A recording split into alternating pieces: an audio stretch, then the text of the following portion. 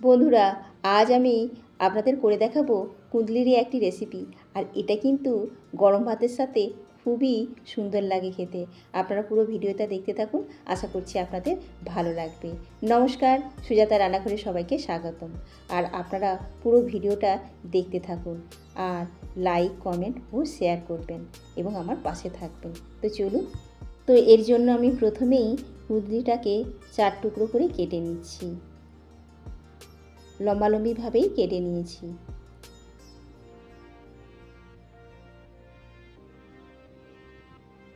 কুঁদরিগুলো আমার কাটা হয়ে গেছে, আমি এভাবেই কেটে নিয়েছি। এবার একটা কড়ার মধ্যেই দিয়ে দিয়েছি পরিমাণ মতো একটু তেল আর দিয়ে দিয়েছি কালো জিরে। তারপরেই এবারে কুঁদরিগুলোকে দিয়ে একটু নাড়াচাড়া আমি করে নেব। আর এই রান্নাটা কিন্তু সম্পূর্ণ নিরামিষই রান্না করছি। আর দিয়ে দেবো একটু পরিমাণ মতো নুন, আর ওর মধ্যেই দিয়ে দেব হলুদের গুঁড়ো, দিয়ে আবারও একটু ভালোভাবে একটু নাড়াচাড়া করে নেব।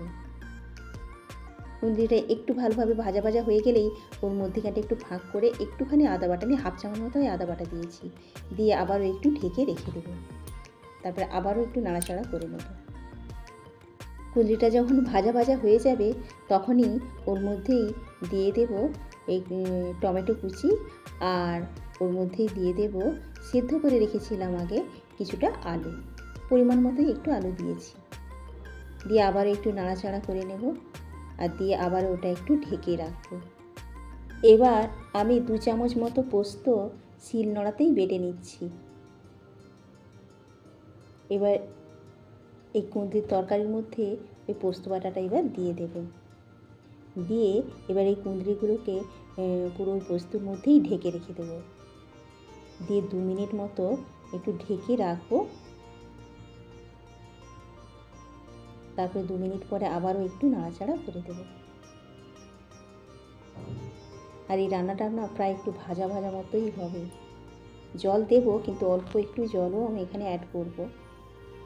ওই মশলা বাটা যে মশলা শিল ধোয়া যে জলটা, ওটাই জাস্ট আমি এখানে অ্যাড করব। করে আবার ওই সবার সাথে ওই জলটা দিয়েছি, মানে ও মশলাটা পুরোটা ওই সমস্ত সবজির মধ্যে ঢুকে যাবে আর কি। তাই এবার ওর মধ্যে একটু পরিমাণ মতো দিয়ে দেবো চিনি আর 2টো কাঁচা লঙ্কা।